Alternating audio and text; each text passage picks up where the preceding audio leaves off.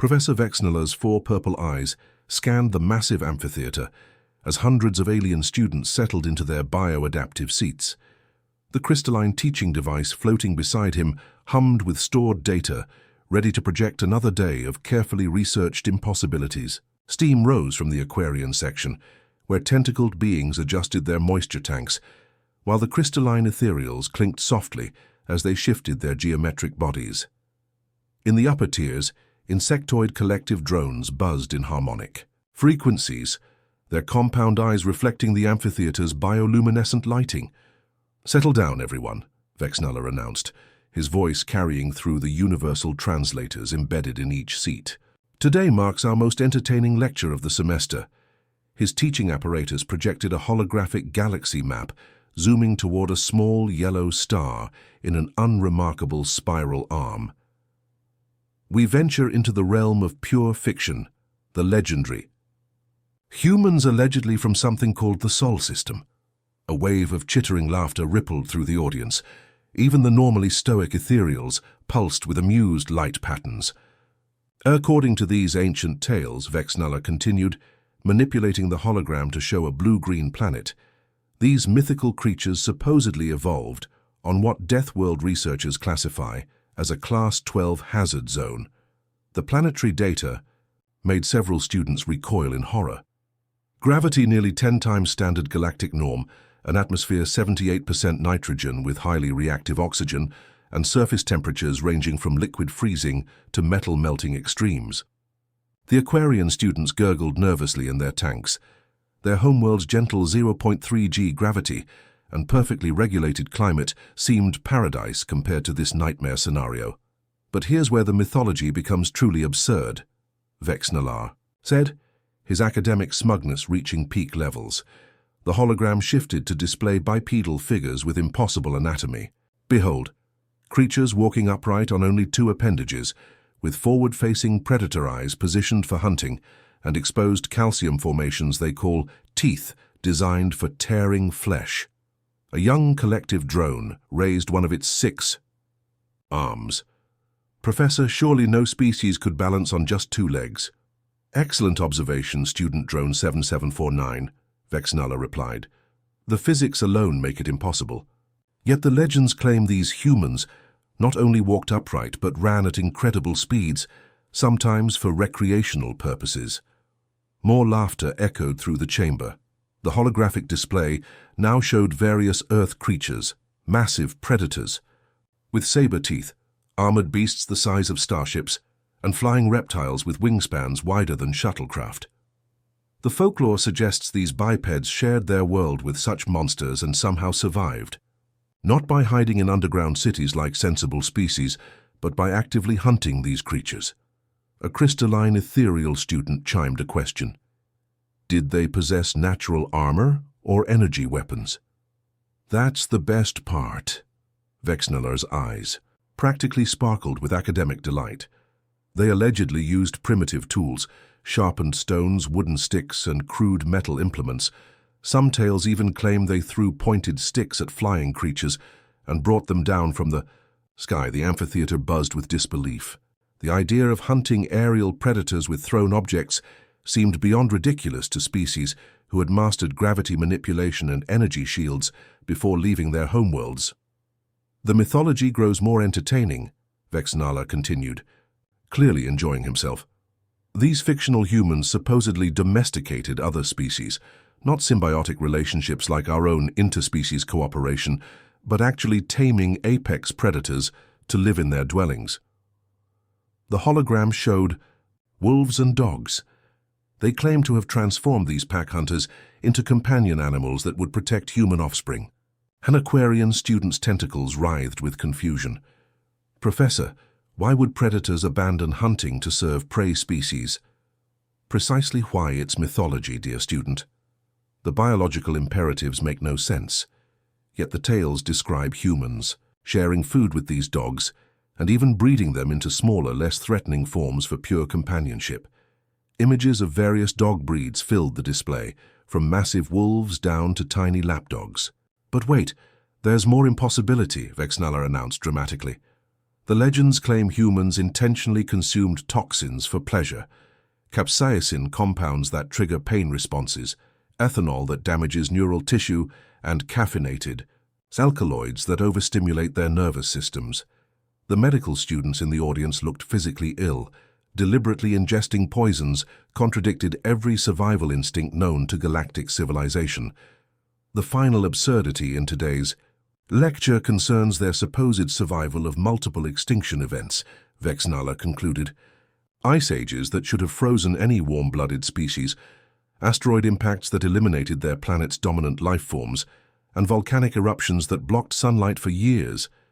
Yet somehow these mythical humans not only survived but allegedly thrived, spreading across their entire planet and developing primitive space travel. The professor's teaching apparatus dimmed the holograms as students began packing their study materials. Next week we'll examine another delightful impossibility: the legendary honey badgers supposedly from the same system.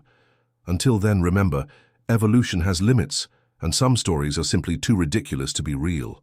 The amphitheater filled with the sounds of departing students discussing the entertaining lecture, none suspecting that reality was about to make their professor's worst academic nightmare come true. The massive amphitheater's atmospheric seal made a sharp hissing sound that cut through Professor Vexnala's confident lecture like a plasma cutter through hull plating. Every head in the room turned toward the entrance as the reinforced doors slid apart with mechanical precision. The professor's voice caught in his throat mid-sentence, his holographic display of mythical human anatomy still floating above the lecture platform. 3 figures stepped through the doorway with an easy confidence that immediately set every alien instinct on high alert. They moved with a fluid grace that seemed impossible for bipedal creatures, their steps perfectly synchronized, despite having no visible communication devices. The tallest wore a simple blue uniform with insignia that made the universal translators struggle to process symbols that shouldn't exist in any known galactic database. The amphitheater fell into complete silence except for the gentle hum of life support systems. Even the normally chattering collective drones stopped their harmonic buzzing. The 3 newcomers looked exactly like the holographic projections still floating above the lecture platform, impossibly balanced on just 2 legs, with those forward-facing, predator eyes that seemed to track everything at once. Professor Vexnala. The tallest figure's voice carried clearly through the vast space without any apparent effort. His galactic standard was flawless, but carried an accent that made the translation systems work over time. "I'm Commander Li Hyun from the Terran Diplomatic Corps." The professor's crystalline teaching apparatus crashed to the floor with a sound like breaking starship viewports. His 4 purple eyes went wide with shock as his mind tried to process what his senses were telling him. The mathematical impossibility of creatures balancing on 2 appendages stood before him, apparently defying basic physics with casual ease. "This is Dr. Park Min-ho, our xenobiology specialist," Commander Lee continued, gesturing to a shorter figure who carried what appeared to be a primitive data tablet, "and Specialist Kim Da-eun, our cultural attaché." The 3rd human, slightly built but moving with predatory alertness, nodded politely to the stunned audience. Student recording devices activated throughout the amphitheater as hundreds of alien minds realized they were witnessing either the greatest hoax in galactic history or the most significant xenological discovery ever documented. The Aquarian students' tentacles writhed with excitement in their moisture tanks, while the crystalline ethereals began pulsing with rapid light patterns that indicated extreme agitation. "We're here to audit your xenobiology curriculum, Doctor," Park said with what appeared to be genuine politeness. His facial expression seemed friendly, but those forward-facing eyes missed nothing as they scanned the enormous classroom. "We've been monitoring galactic educational broadcasts and noticed some interesting interpretations of human biology and culture." The professor's mouth opened and closed soundlessly, his 4 eyes darting between his abandoned lesson plan and the impossible being standing casually in his classroom. 30 galactic cycles of academic certainty crumbled in real time as mythology became reality. "We understand you've been teaching about humans for quite some time," Specialist Kim added, her voice carrying an undertone of amusement that made several students shift nervously in their bioadaptive seats.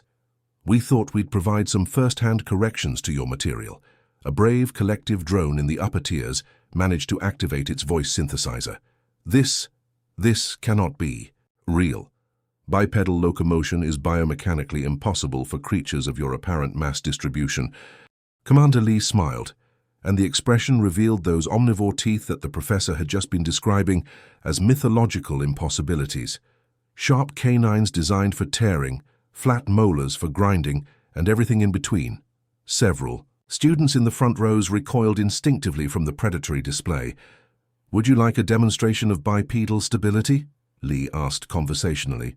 Without waiting for an answer, he began walking up the steep amphitheater steps with fluid grace, his movement perfectly balanced despite the challenging angle. "We've been walking on two legs for about 6 million years now. You kind of get the hang of it." Dr. Park consulted his primitive tablet with casual efficiency. "I have to say, Professor, your research methodology is fascinating. Where exactly did you source your information about human biology and behavior?" The professor's voice finally returned, though it emerged as barely more than a whisper amplified by his collar translator. Ancient databases, fragmentary records, theoretical reconstructions based on mathematical models of evolutionary impossibility. "Ah," Kim said with that same disturbing smile. "That explains the discrepancies. Mathematical models can be tricky when you're working from incomplete data." She gestured toward the still-floating holographic displays.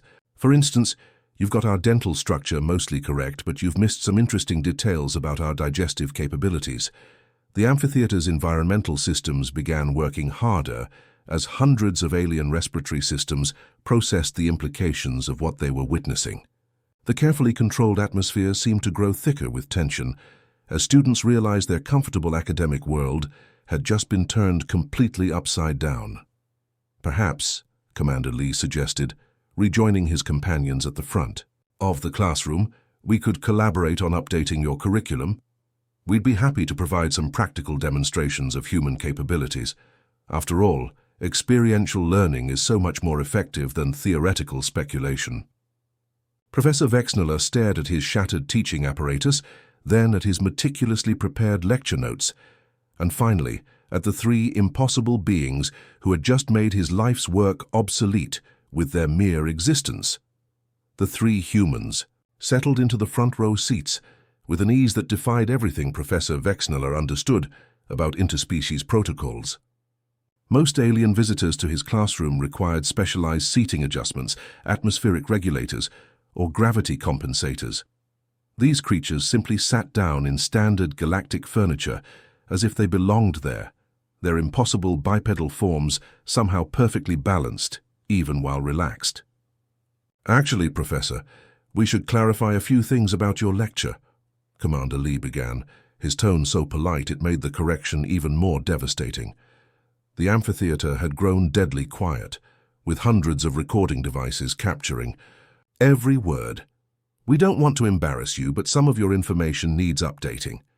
Dr. Park produced what appeared to be a primitive data tablet, flat, rectangular, and laughably simple compared to the holographic quantum processors used throughout the galaxy.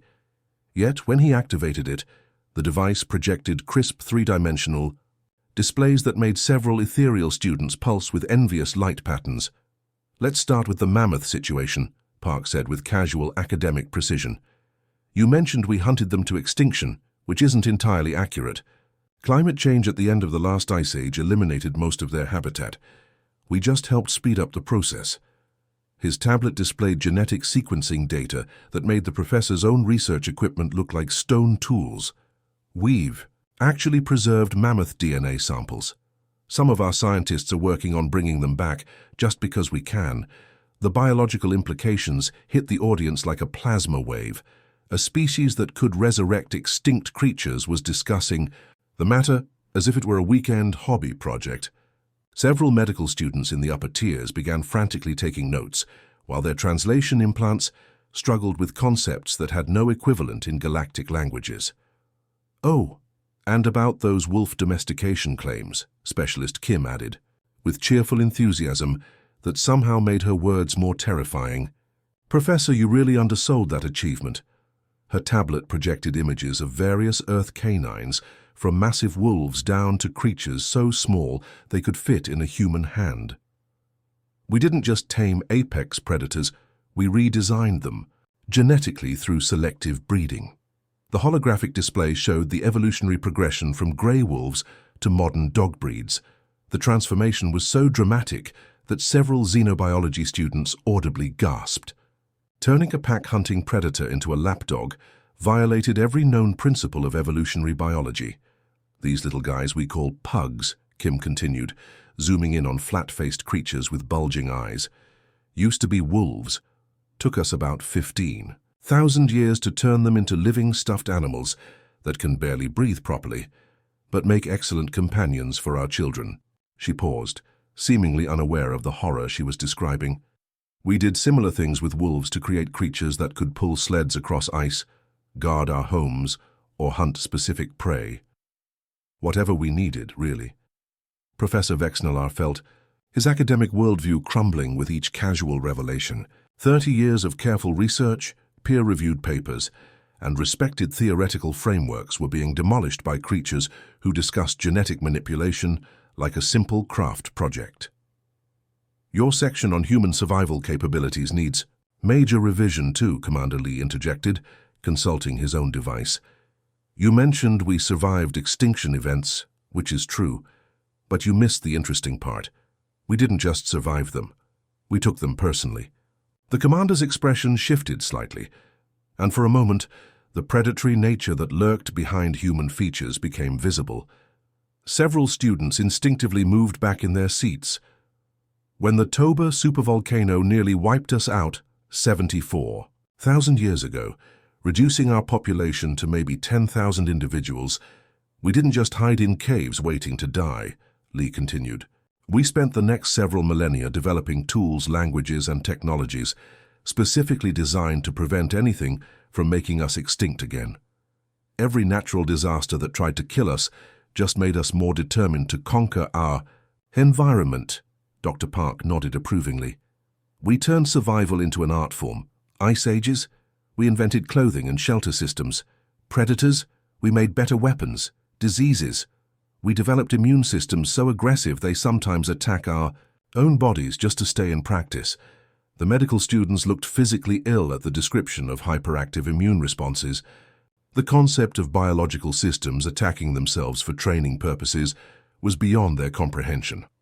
"Speaking of environmental adaptations," Commander Lee mentioned almost casually, "your gravity calculations for Earth are actually too low, Professor. Our homeworld surface gravity is 9.8 meters per second squared. This station feels like we're floating." To demonstrate, he stood up and began bouncing lightly on his toes, his movements creating small impacts that would be impossible for most species in the amphitheater's reduced gravity environment. A collective drone's voice synthesizer crackled with disbelief. "You're saying you evolved in gravitational conditions nearly twice our galactic standard?" "Oh, that's just sea level," Specialist Kim replied cheerfully. "Humans regularly live and work at altitudes where atmospheric pressure drops significantly. Some of our recreational activities involve climbing mountains, where the air is so thin most species would suffocate." She projected images of humans scaling impossible cliff faces with primitive equipment. "We call it fun."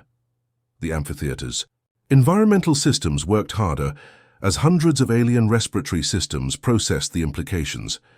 These creatures didn't just survive hostile conditions, they actively sought them out for entertainment.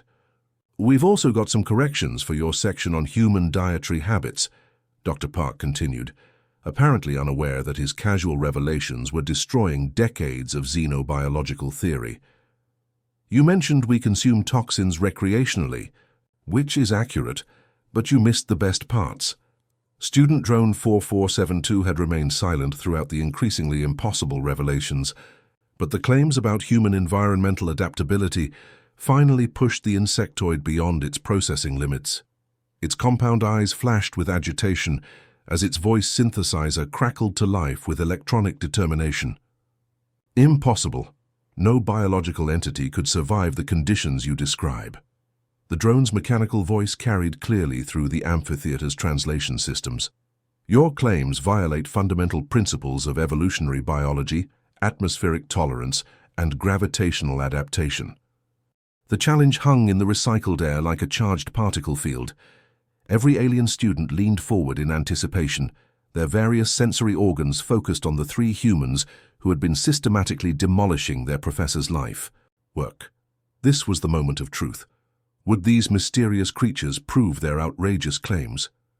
Specialist Kim's face lit up with what humans apparently called a smile, though to the alien audience it looked more like a predatory display. Of those omnivore teeth, so want a demonstration?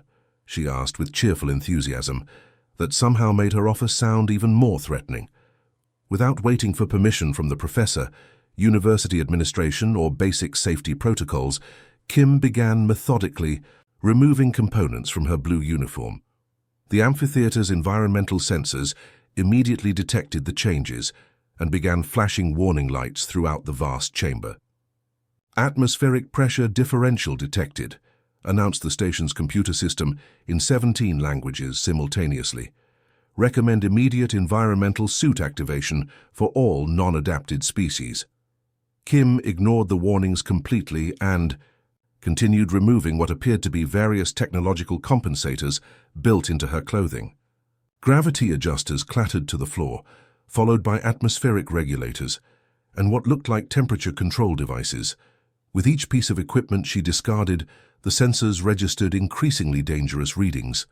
"She's going to die," whispered an Aquarian student, its tentacles writhing with distress in its moisture tank. No species can survive unfiltered station atmosphere without protective equipment.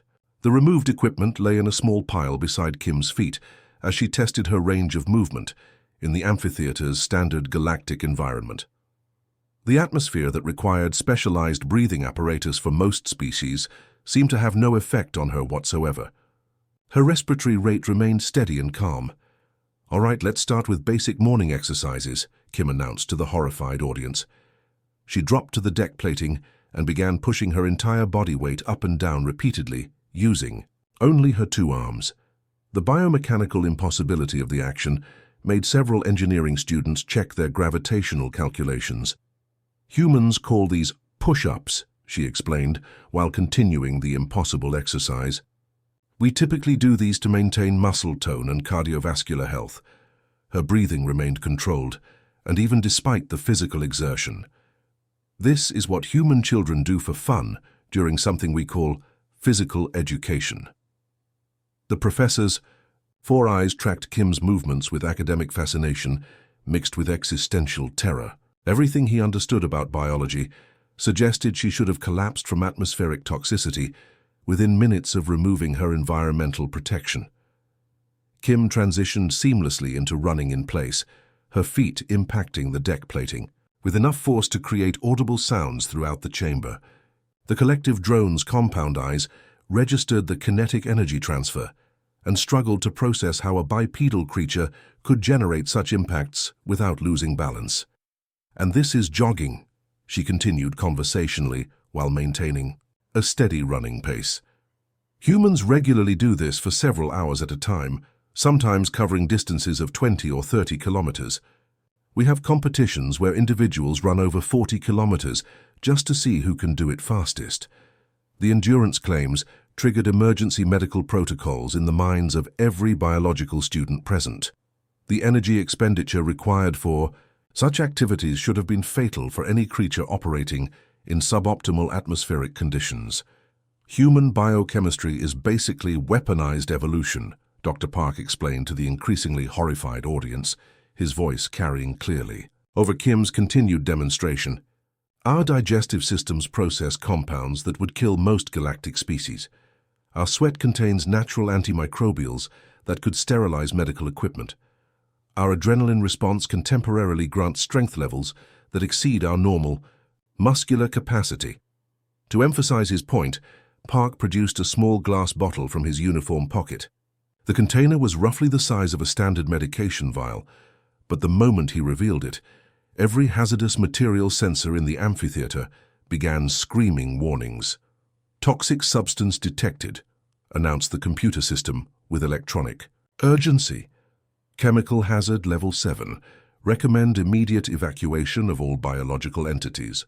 The bottle's label read ghost pepper sauce in simple human text, but the translation system struggled to process the concept. Emergency ventilation systems activated throughout the chamber as atmospheric scrubbers tried to contain whatever deadly compound the human was casually holding. This is a recreational food additive, Park explained with devastating casualness. Humans consume this substance voluntarily to enhance the flavor of our meals. The capsaicin concentration is approximately 1.3 million Scoville heat units. Several students began evacuating toward the emergency exits as their survival instincts overrode academic curiosity. The Aquarian section's filtration systems went into overdrive, while the crystalline ethereals began pulsing with distress patterns that indicated imminent structural failure. Want to see what happens when humans consume recreational toxins? Park asked, unscrewing the bottle's cap. The action released aromatic compounds that made the hazard sensors reach critical alert levels. Professor Vexnalar's teaching apparatus, still lying shattered on the floor, somehow seemed to represent the complete destruction of everything he thought he knew about biology, physics, and the fundamental nature of life in the universe. The massive amphitheater had been completely redesigned in just 3 weeks, transforming from a standard academic lecture hall into what resembled a hazardous materials containment facility. Professor Vexnaler stood at the reinforced podium, his 4 purple eyes scanning the largest audience in Galactic University history. Students from across 17 star systems had traveled here, some in specialized atmospheric suits, others in full environmental containment pods. Warning signs blazed in holographic displays throughout the chamber. Caution: human biology demonstrations in progress, emergency medical stations active, and psychological counseling available upon request. The university's legal department had required every attendee to sign hazard waivers, acknowledging potential mental trauma from exposure to human capabilities. "Welcome to Applied Human Studies," Professor Vexnaler announced, his voice carrying a nervous tremor that made his collar translator vibrate. "Today's lesson will focus on human recreational activities. I must remind everyone that emergency exits are clearly marked and medical drones are standing by." Commander Lee, Dr. Park, and Specialist Kim had become permanent fixtures in the classroom, their simple blue uniforms now bearing additional insignia that the university's protocol department had hastily created. They sat casually in the reinforced front row, their predatory eyes scanning the audience with what appeared to be amusement. "Before we begin," Vexnaler continued, consulting his drastically revised lesson plan, "I want to emphasize that everything you're about to learn has been verified through multiple sources and witnessed by certified xenobiologists. The university's reputation depends on accurate information, no matter how impossible it may seem." A crystalline ethereal in the middle section pulsed with a questioning light pattern. "Professor, are you certain these demonstrations won't violate several galactic safety protocols? That's why we've installed atmospheric scrubbers and gravity dampeners throughout the facility," the professor replied, gesturing to the obvious. Modifications that had transformed his once elegant classroom into a fortified research station. Commander Lee will now explain something humans call extreme sports. Lee stood with that fluid grace that still made physics-minded students question their understanding of bipedal locomotion. His tablet projected 3-dimensional images that immediately triggered several students' fight-or-flight responses. "Right, so extreme sports," Lee began conversationally, as if discussing the weather rather than activities that defied survival instincts. "These are recreational activities we invented because normal physical challenges became boring." The first holographic display showed humans leaping from impossible heights, with nothing but fabric attached to their backs. "This is base jumping," Lee explained, while the images showed humans diving off cliff faces that stretched thousands of meters into empty air. "We strap on these wingsuits and throw ourselves off mountains, buildings, or anything tall enough to give us a good fall before we hit the ground." The Aquarian student in the front row, the same one who had challenged human claims 3 weeks earlier, immediately fainted into his breathing apparatus. His tentacles went limp, as his consciousness couldn't process the concept of recreational falling from lethal heights. The objective, Lee continued as medical drones attended to the unconscious Aquarian, is to fall as fast and as long as possible while maintaining enough control to deploy a parachute at the last possible moment.